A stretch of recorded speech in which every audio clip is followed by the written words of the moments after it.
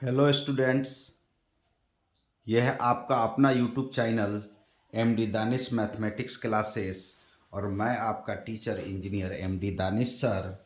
देखिए यहाँ पर क्या है कि अगला क्वेश्चन है 21 तक हम बना चुके हैं। 21 तक हम बना चुके हैं। देखिए, एक चीज़ हम बताना चाहते हैं कि हमारा एडिटिंग में थोड़ा सा प्रॉब्लम हो रहा था। हमको एडिटिंग थोड़ा कम आता था, तो एडिटिंग में थोड़ा प्रॉब्लम हो रहा था, तो हमने वीडियो वैसा ही हमने डाल दिया है। कहीं कहीं पर ब्लर हो गया है, लेकिन फिर ठीक हो गया है। आप इस बात को समझिएगा, ठीक है। उसमें पूरा कंटेंट सब सही से है और सब क्वेश्चन बनाया हुआ सही साफ सुथरा है, ठीक है। एडिटिंग नहीं कर पाए, कभी कभी क्या करता है कि मोबाइल एडजस्ट करने लगता है तो थोड़ा सा आगे पीछे होता है। इसलिए इस मेरे बात को ध्यान में रखिएगा और क्या कीजिएगा, आप पूरा वीडियो देखिएगा कंप्लीट, तब समझ में आएगा, ठीक है। तो यहाँ पर अगला क्वेश्चन हम 22 बनाने जा रहे हैं। देखिए, जितना भी क्वेश्चन आपको करा रहे हैं सबका मतलब कि लिंक डिस्क्रिप्शन में रहेगा और सब का मतलब कि आप या टेलीग्राम चैनल से सब कुछ ले सकते हैं और सारा सीरीज को हम कराएंगे। सारा सीरीज का क्वेश्चन सही से देंगे और सब रहेगा। पहले एडिटिंग नहीं आता था, इसके वजह से थोड़ा सा दिक्कत हो जाती थी, एडिटिंग नहीं करता था मैं, ठीक है। तो डायरेक्ट वीडियो डाल देता था, अब वीडियो एडिटिंग करके ही मैं डालूंगा। तो इसलिए इसलिए आप उस सारे वीडियो को देखिए, कोई दिक्कत नहीं, सब में कंटेंट है और सब अच्छा वीडियो है।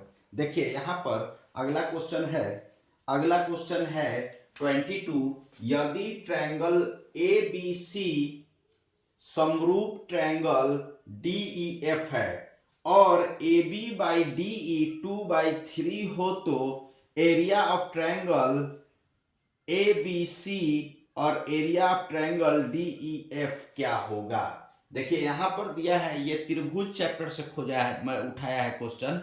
यहाँ पर दिया है कि यदि त्रिभुज ए बी सी और त्रिभुज डी ई एफ और A B by D E 2/3 हो, तो एरिया ऑफ त्रिभुज मतलब कि त्रिभुज का area of triangle A B C, area of triangle D E F का मतलब कि रेशियो, एरिया का रेशियो क्या होगा, ये हमारा निकालना है। तो हम जानते हैं, देखिए हम सबसे पहले लिखेंगे सॉल्यूशन और यहाँ दिया है क्या दिया है, तो देखिए यहाँ पर दिया है triangle A B C congruence triangle D E F, मतलब दो फिगर बना लीजिए। दो फिगर कैसे बनाएगा, तो देखिए एक फिगर हो गया हमारा ए बी सी, दूसरा फिगर हुआ डी ई एफ, दोनों कॉन्ग्रुएंस है। अब कॉन्ग्रुएंस है तो यहां पर देखिएगा, हम जानते हैं कि अगर दो ट्रायंगल कॉन्ग्रुएंस होगा, अगर उसका अनुपात, साइड का अनुपात A B by D E दिया है 2/3 दिया है, तो हम जानते हैं उसका एरिया का अनुपात होता है, उसका क्षेत्रफल का अनुपात उसके साइड के अनुपात के वर्ग के बराबर होता है। मतलब हम जानते हैं,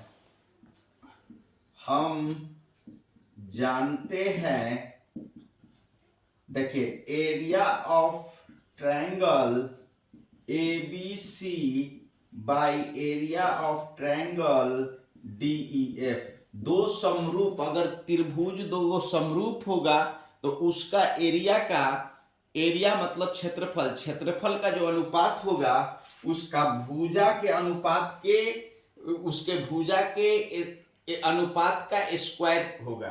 तो देखिए यहां पर क्या हो जाएगा, A B by D E का स्क्वायर हो जाएगा। ये भुजा दिया हुआ है ए बी, ये भुजा ए बी और ये भुजा डी ई, इसका करस्पॉन्डिंग भुजा ये है, तो इतना बाई इतना का स्क्वायर के बराबर होगा। देखिए तो हम यहां पर लिख देंगे, ऐसे भी लिख सकते हैं, यहां पर ऐसे भी लिख सकते हैं, A B square by D E square, इसको ऐसे लिख सकते हैं A B by D E का होल स्क्वायर। और देखिए A B by D E कितना दिया हुआ है, 2/3 हमारा यहाँ पर दिया हुआ है। अब देखिए ये स्क्वायर हो गया, तो ये हो गया 2 2 जा 4 और 3 3 जा 9, तो उसका दोनों त्रिभुज समरूप त्रिभुज के जो मतलब कि दोनों समरूप त्रिभुज का जो रेशियो हुआ, एरिया का जो अनुपात हुआ, वो हमारा हुआ क्या हुआ 4/9। विकल्प बी हमारा सही है। मतलब यहाँ पर दिया हुआ है 2/3, बी दिया है 4/9, सी 9/4, डी 3/2। चारों में से कौन विकल्प होगा? तो बी होगा। बी का चुनाव हमारा सही होगा। ठीक है, अब आगे हम बताते हैं आपको।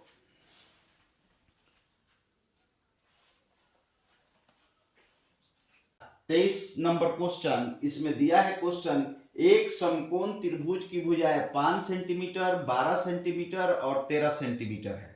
एक त्रिभुज की भुजाएं 5 सेंटीमीटर, 12 सेंटीमीटर और 13 सेंटीमीटर है, तो सबसे छोटी भुजा पर डाले गए लंब की लंबाई क्या होगा? तो हमको बताना है कि सबसे छोटी भुजा पर डाले गए लंब की लंबाई क्या होगा। 4.8 सेंटीमीटर होगा कि 6 सेंटीमीटर होगा कि 12 सेंटीमीटर होगा कि डी में हमारा 13 सेंटीमीटर होगा। चारों ऑप्शन में से हमको चुनना है। तो हम क्या करेंगे, सबसे पहले कि देखिए यहाँ पर हम सॉल्यूशन लिखेंगे और सॉल्यूशन इसका करने चले हैं। देखिए सबसे पहले त्रिभुज की भुजाएं दिया हुआ है। त्रिभुज की भुजाएं दिया हुआ है 5 सेंटीमीटर, 12 सेंटीमीटर और 13 सेंटीमीटर। ये हमारा त्रिभुज की भुजाएं दिया हुआ है। जब त्रिभुज की भुजा दिया है तो हमारा ये बोला है कि ये समकोण त्रिभुज है, तो हमको तो पता नहीं कि कौन सा कौन समकोण होगा। ऐसे हम लोग जानते हैं कि मतलब कि कौन सा होगा, लेकिन कौन सा कौन समकोण होगा ये नहीं बोला है। और ये हमारा त्रिभुज जो है त्रिभुज समकोण है। समकोण है तो समकोण है तो कौन सा एंगल? तो हम मान लिए कि देखिए हम क्या किए कि हम पहला भुजा 5 का स्क्वायर किए, 5 सेंटीमीटर का स्क्वायर, चूंकि 5 सेंटीमीटर का स्क्वायर और 12 सेंटीमीटर का स्क्वायर। देखिए 5 सेंटीमीटर का स्क्वायर और 12 सेंटीमीटर का स्क्वायर जब करेंगे तो ये हो जाएगा, देखिए 5 सेंटीमीटर, एक सेकेंड, 5 सेंटीमीटर का स्क्वायर और 12 का स्क्वायर करेंगे, 12 का स्क्वायर करेंगे तो ये हो जाएगा हमारा 25 प्लस 144। तो 25 प्लस 144 कितना हुआ? तो ये हुआ 169, जो हो गया आपका 13 का स्क्वायर। 13 का स्क्वायर हो गया। तो पाइथागोरस थ्योरम के अनुसार देखिए हम जानते हैं चूंकि 5 का स्क्वायर प्लस 12 का स्क्वायर 13 का स्क्वायर हो गया, मतलब समकोण बनाने वाली जो भुजा है वो 5 सेंटीमीटर और 12 सेंटीमीटर है। तो मतलब समकोण त्रिभुज ऐसा बनेगा, समकोण त्रिभुज ऐसा बनेगा। देखिए ए बी सी, ये मान लीजिए कि 5 सेंटीमीटर है, ये 12 सेंटीमीटर है और ये 13 सेंटीमीटर है। ऐसा समकोण त्रिभुज बनेगा। हमको पता चल गया कि ये समकोण बनाने वाली भुजा कौन है, 12 और 5 है। क्यों? क्योंकि इन्हीं दोनों का स्क्वायर इसके स्क्वायर के बराबर में आ रहा है। तो हमारा ये जो छोटा दोनों का स्क्वायर बड़ा वाला के स्क्वायर के बराबर में आ रहा है, तो इसका मतलब हुआ कि हमारा समकोण बनाने वाली भुजा, दोनों छोटी वाली भुजा 5 और 12 है। तो ये पता चल गया कि समकोण कौन बनाएगा, तो समकोण बनाने वाली भुजा 5, 12 है। अब देखिए, अब हमको पता करना है कि 5 पर कौन सा मतलब कि कौन सा भुजा लंब है, लंब की लंबाई क्या होगा 5 सेंटीमीटर पर। तो सबसे छोटी भुजा, सबसे छोटी भुजा कितना है 5 सेंटीमीटर। इसको हम आधार मान लेते हैं, आधार बेस। तो त्रिभुज ए बी सी का क्षेत्रफल क्या होगा, क्षेत्रफल 1/2 गुने आधार, आधार हमारा क्या है, आधार इंटू ऊंचाई। देखिए तो त्रिभुज एबीसी का क्षेत्रफल यहां पर तो 1/2 आधार हम ले लिए कितना आधार ले लिए 5 सेंटीमीटर, ऊंचाई 12, 2 से 6 बार में 6 पचे 30 सेंटीमीटर स्क्वायर हुआ। ये एरिया आ गया। अब एरिया आ गया 30 सेंटीमीटर स्क्वायर। तो अब क्या करेंगे, देखिए, तो हम इससे निकाल सकते हैं, एरिया आ गया 30 सेंटीमीटर स्क्वायर। तो आप यहां से कंक्लूजन निकाल सकते हैं कि 12 सेंटीमीटर वाला जो है वो 5 सेंटीमीटर वाला पर लंब हो गया। अगर इससे भी संतुष्टि नहीं होता है, समझ में नहीं आता है, तो आप देख लीजिए, आप निकाल सकते हैं area of triangle A B C is equal to 2 इन, देखिए 1/2 into B C into A B. देखिए 1/2 बेस इंटू हाइट। अब देखिए बेस हम जब निकालेंगे, देखिए बेस हमारा क्या है, ये है, तो ये 2 into area of triangle A B C by B C हो जाएगा। बी सी बेस है, ये ए बी हमारा निकल जाएगा। तो 2 कितना हुआ दिए, देखिए 2 इंटू एरिया ऑफ ट्रायंगल कितना लाए हैं 30, तो ये 30 निकल गया 30। अब बटा BC, BC कितना है, तो BC हमारा 5 है। 5 पर ना लंब चाहिए, कितना है लंब पर लंबाई कितना है, देखिए 5 है, तो 5 6 जा, देखिए 5 6 जा 30, तो ये 6 दूना 12 इज इक्वल टू AB। तो AB इज इक्वल टू होगा 12 centimetre. AB is equal to 12 centimetre, मतलब छोटी भुजा पर जो लंब की लंबाई होगी वो क्या होगा, 12 सेंटीमीटर होगा। ये छोटी वाला भुजा, उस पर लंब की लंबाई 12 सेंटीमीटर। अब देखिए विकल्प कौन सा सही है, तो विकल्प सी का चुनाव सही है। अब देखिए अगला क्वेश्चन हम बताते हैं।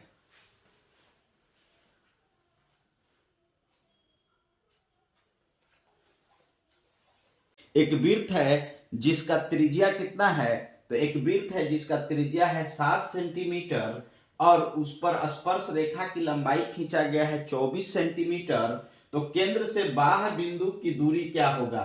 एक बिंदु है जो वृत्त के बाहर है, वृत्त के बाहर है, वहां से एक स्पर्श रेखा खींचा गया है, तो वो कितना लंबाई है उसका 24 सेंटीमीटर और त्रिज्या उस वृत्त का कितना है 7 सेंटीमीटर। तो बाह्य बिंदु से वो केंद्र के बीच की दूरी क्या होगा, वो बताना है कि 20 सेंटीमीटर होगा, कि 25 सेंटीमीटर होगा, कि 31 सेंटीमीटर होगा, कि 17 सेंटीमीटर होगा। इन चारों ऑप्शनों में से ABCD में से चुनना है।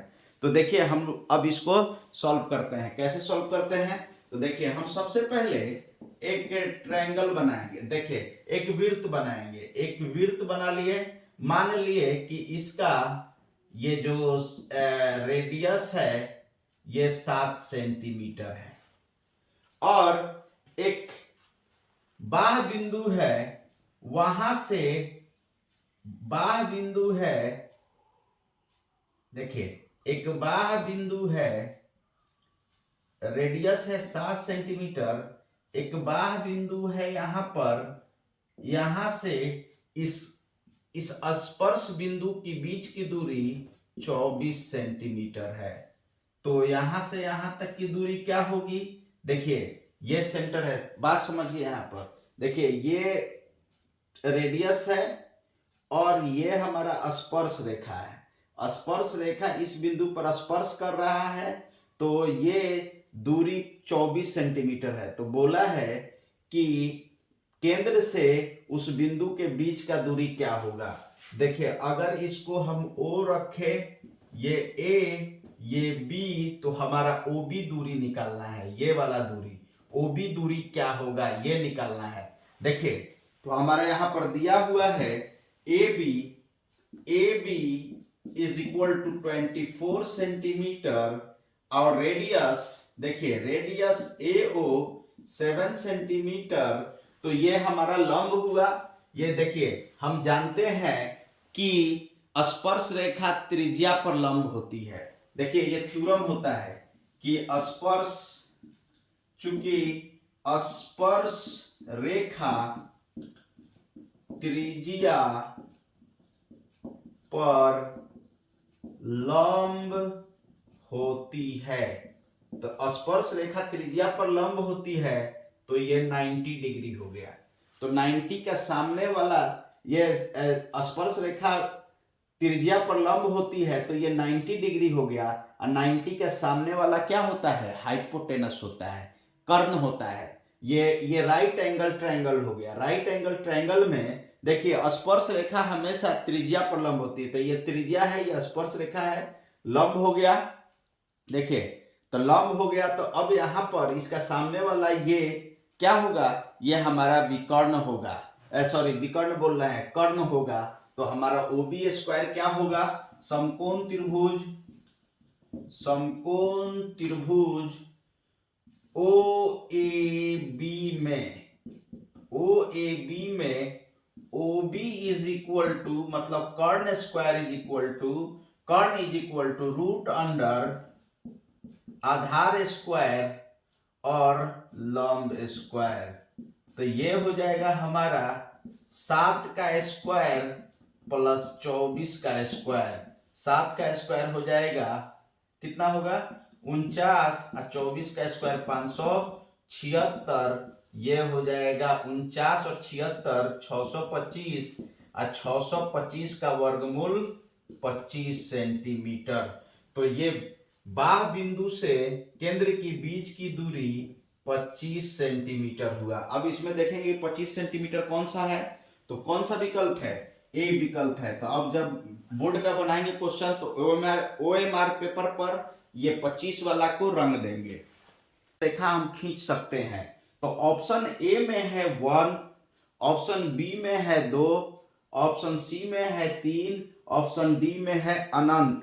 तो अब देखिए हम बताते हैं कि कितना खींच सकते हैं। तो हम क्या करेंगे, सबसे पहले एक वृत्त बनाएंगे। वृत्त बना लिए।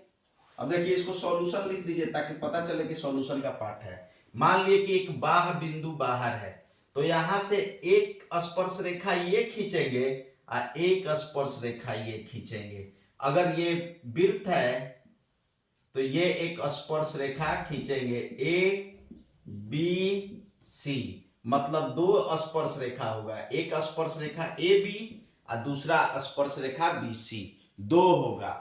मतलब AB और BC 2 स्पर्श रेखा खींच सकते हैं किसी बाहरी बिंदु से। सिर्फ किसी वृत्त पर 2 ही स्पर्श रेखा खींच सकते हैं। देखिए 2 ही स्पर्श रेखा खींच सकते हैं, एक AB हुआ, दूसरा BC। तो कौन सा विकल्प होगा? विकल्प 2 होगा, मतलब कि विकल्प बी का चुनाव सही होगा। ठीक है, अगला क्वेश्चन देखते हैं।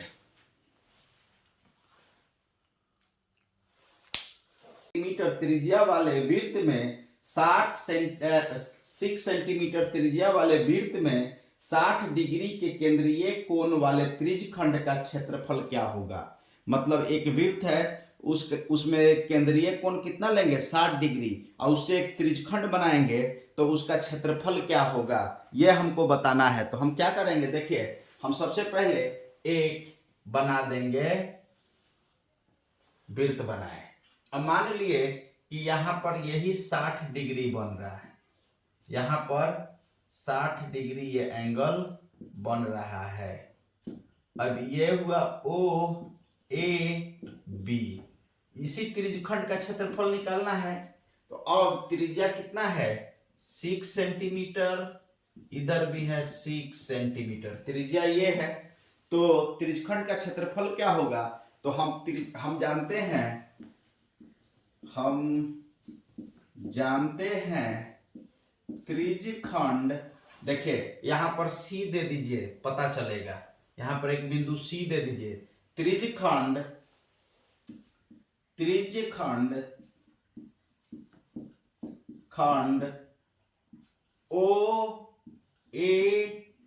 OACBO का क्षेत्रफल, देखिए पूरा घेर देते हैं। एरिया लिखने का यही तरीका है कि OACBO,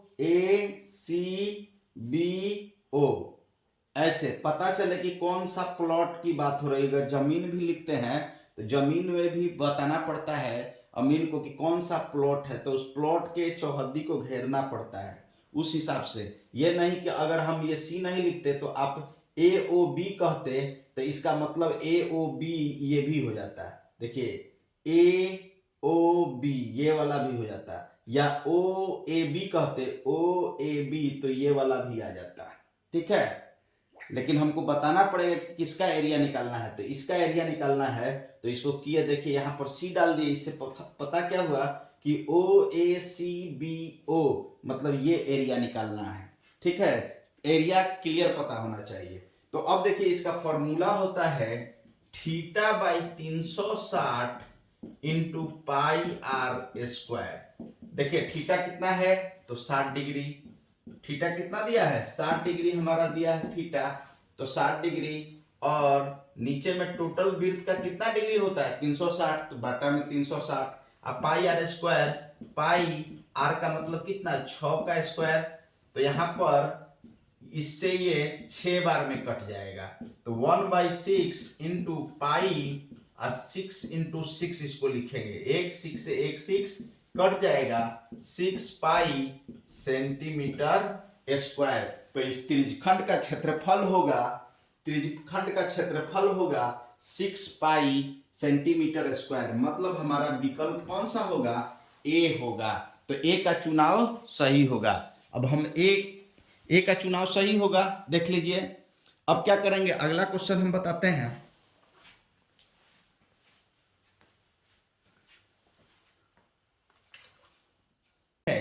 कि एक घन, देखिए यहां पर क्वेश्चन समझिए, एक घन का संपूर्ण पृष्ठीय क्षेत्रफल, एक घन का संपूर्ण पृष्ठीय क्षेत्रफल 384 सेंटीमीटर स्क्वायर है। एक घन का संपूर्ण पृष्ठीय क्षेत्रफल 384 सेंटीमीटर स्क्वायर है। इसका आयतन है, इसमें से चुनना है कौन होगा, ए में 512 सेंटीमीटर स्क्वायर, बी में 343 सेंटीमीटर स्क्वायर, सी में 216 सेंटीमीटर स्क्वायर, डी में 729 सेंटीमीटर स्क्वायर। तो हम क्या करेंगे, सबसे पहले देखिए यहां पर हम क्या करेंगे, सॉल्यूशन लिखेंगे, और सॉल्यूशन में देखिए सबसे बढ़िया बात हम बताते हैं कि ये हम समझेंगे कि ये हमारा क्या है, घन है। घन है तो ऐसा होगा, सबका साइड इक्वल होगा। देखिए सब ऑल साइड्स आर इक्वल, मतलब सारे साइड्स क्या होंगे, इक्वल होंगे। मतलब ये भी ए, ये भी ए, ये भी ए, ये सब साइड ए, देखिए सब साइड ए होगा। मतलब अगर एक किनारा लेंगे तो सबका किनारा क्या होगा, ए होगा, क्योंकि घन है। तो अब देखिए घन है तो हम जानते हैं घन का संपूर्ण पृष्ठीय क्षेत्रफल कितना होता है, तो घन का संपूर्ण पृष्ठीय क्षेत्रफल 6a स्क्वायर होता है, 6a स्क्वायर होता है। और हमारा संपूर्ण पृष्ठीय क्षेत्रफल को CSA नहीं TSA कहते हैं, टोटल सरफेस एरिया, इंग्लिश में बोलेंगे total surface area 384 centimetre square. मतलब ये हो गया संपूर्ण पृष्ठीय क्षेत्रफल, टोटल सरफेस एरिया को। अब कितना है 384, तो यहां पर रख दीजिए 384 सेंटीमीटर स्क्वायर, ये हो गया 6, और ए के जगह पर हमको पता नहीं है क्या होगा। तो अब देखिए 384 ये 6 इंटू में यहां डिवाइड में इज इक्वल टू ए, देखिए 6 6 36, इससे कटेगा 2 बचा, 6 चौका 24, ये कितना बार में कटा 6 से 64 बार में। तो इधर से स्क्वायर हटाएंगे तो इधर क्या चढ़ जाएगा, रूट चढ़ जाएगा। तो हम जानते हैं कि 64 को लिख सकते हैं 8 गुने 8, 2 8 पर 1 8 निकल जाएगा। तो हमारा सारा साइड क्या हो जाएगा, सारा किनारा क्या हो जाएगा, 8 सेंटीमीटर का हो जाएगा। जब 8 सेंटीमीटर का हो गया तो आयतन का क्या फॉर्मूला होता है, आयतन को भी बोलते हैं आयतन। आयतन का फॉर्मूला होता है V is equal to A cube, एक किनारा का क्यूब। तो एक किनारा कितना है, तो एक किनारा हमारा है 8, तो 8 का क्यूब होगा, 8 का क्यूब मतलब 8 गुने 8 गुने 8। देखिए ये दो 8 मिलकर हो जाएगा 64 और ये 8 एक बचा, तो 8 चौका 32 के दो 8 छक 48, सॉरी 8 चौका 32 के दो हासिल 3, 8 छक 48, 48 3 51, ये हो गया 512 सेंटीमीटर स्क्वायर। तो हम देखेंगे कि 512 सेंटीमीटर स्क्वायर किसका आया है, तो विकल्प ए मतलब ऑप्शन ए का चुनाव सही है, ऑप्शन ए का चुनाव सही है। अब देखिए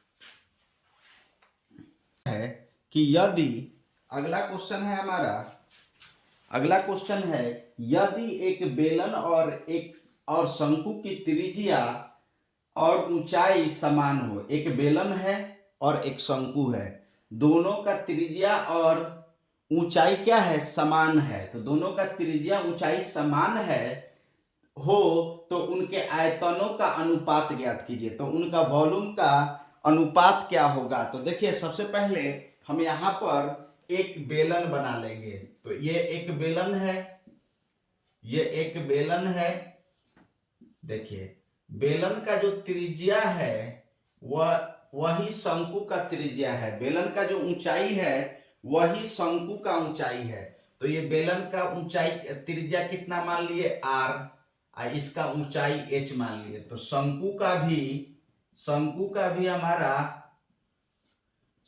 का भी हो गया त्रिज्या r, ऊंचाई h।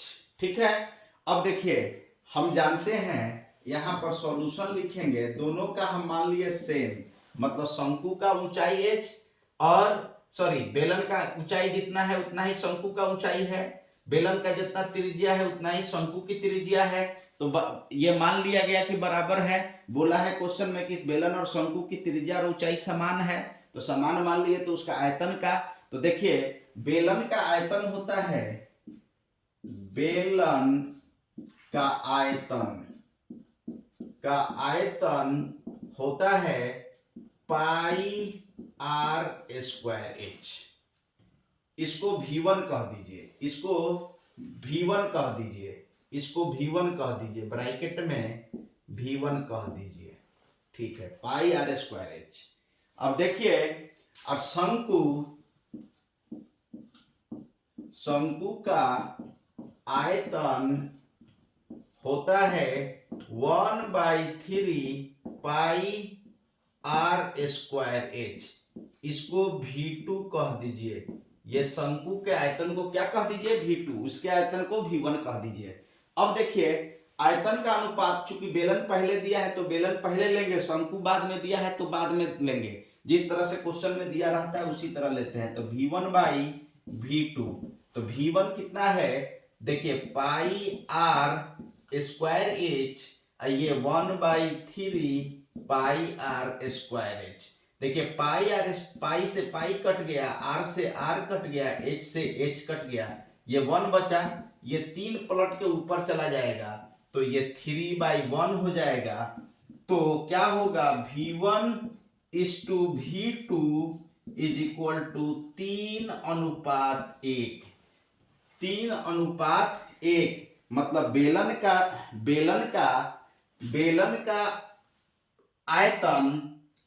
का आयतन का अनुपात और शंकु के आयतन का अनुपात कितना होता है, 3:1।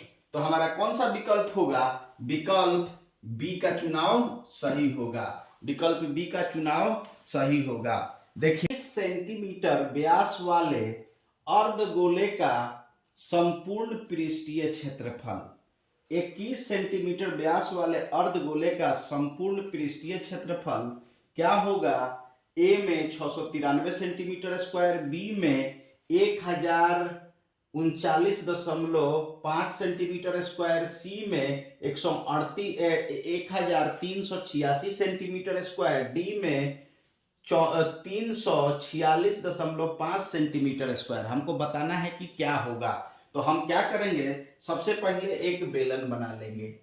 देखिए सॉरी बेलन कर रहे हैं, अर्धगोला इस तरह से बनता है जी, अर्धगोला इस तरह से। अब इसका ये त्रिज्या है, ले लेंगे, ये पूरा व्यास हुआ, ये व्यास हुआ। तो व्यास की लंबाई दिया हुआ है कितना, 21 सेंटीमीटर, ये व्यास दिया हुआ है। d इज इक्वल टू व्यास, व्यास दिया हुआ है।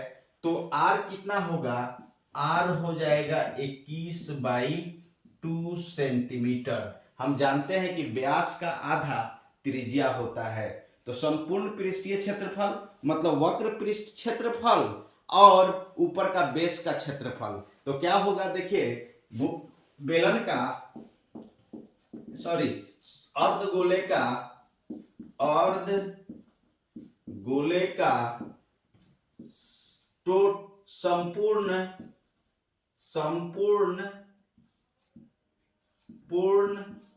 पृष्ठीय क्षेत्रफल, संपूर्ण पृष्ठीय क्षेत्रफल, तो एक वक्र पृष्ठीय क्षेत्रफल जो 2 पाई r स्क्वायर होगा।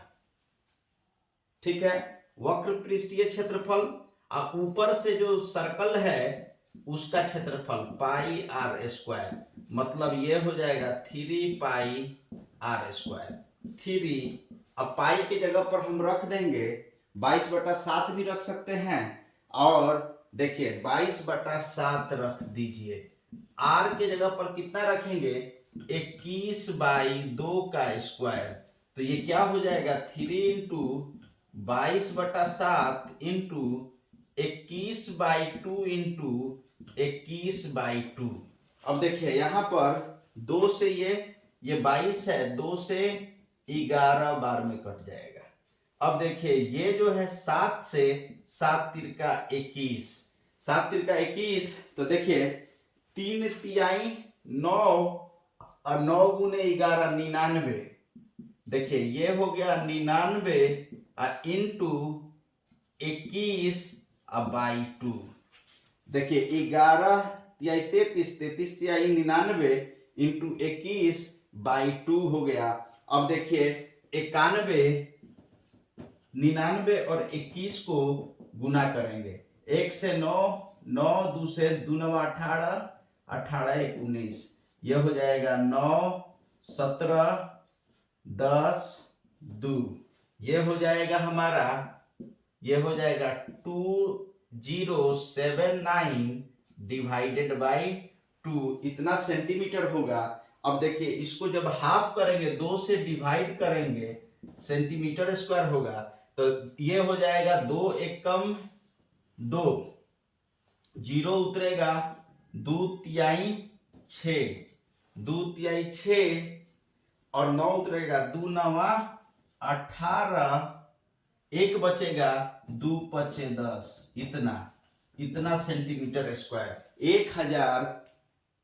1039.5 सेंटीमीटर स्क्वायर। तो हम देखेंगे कि 1039.5 सेंटीमीटर स्क्वायर कौन सा है, तो हम देख रहे हैं कि विकल्प बी का चुनाव सही है। देखिए दोस्तों, यहाँ पर आज अपना वीडियो को समाप्त करता हूँ। आप क्या करेंगे, मेरे चैनल को सब्सक्राइब कर लेंगे और जो भी नोट्स हमने दिया है वो टेलीग्राम से ले लेंगे, और इससे पहले जो भी वीडियो बनाए हैं उसमें एडिटिंग थोड़ा सा कम किए हैं तो उसको समझ लेंगे, पूरा फॉर्मेट में दिया हुआ है। और अब मतलब कि आपको पूरा एडिट किया हुआ वीडियो मिलेगा जिससे आपको कोई प्रॉब्लम नहीं होगी। और हम एक चीज़ कहना चाहते हैं कि यहाँ पर जो बोर्ड की पढ़ाई होगी खूब गौर से आप पढ़िएगा, ताकि आपको अच्छा से मतलब कि अच्छा नंबर आए। और मेरे चैनल को भी सब्सक्राइब कीजिएगा और कमेंट भी कीजिएगा और लाइक भी कीजिएगा, और अच्छा लगे तो बताइएगा, ठीक है।